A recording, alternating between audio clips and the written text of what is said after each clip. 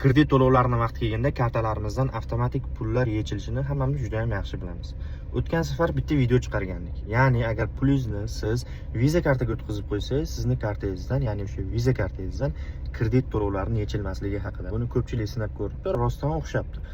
Endi hozir bugun ertalabdan Telegram kanallarda shu narsa ko'p aylanyapti. Ya'ni ikkinchi yo'li ham bor ekan. Ikkinchi yo'li qanaqaki, agar siz nomingizdagi kartadan SMS xabarnoma xizmatini o'chirib qo'ysangiz ham kredit to'lovlari vaqti kelganda avtomatik yechib ola olmas ekan.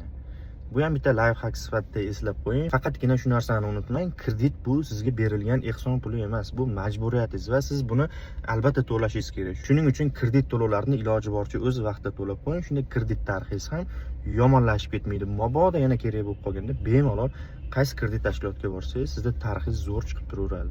Shunga o'xshash life hacklarni kanalimizga obuna bo'lib kuzatib boring. Video foydali bo'lgan bo'lsa, yaqinlaringizga ham yuborib qo'yish esdan chiqmasin.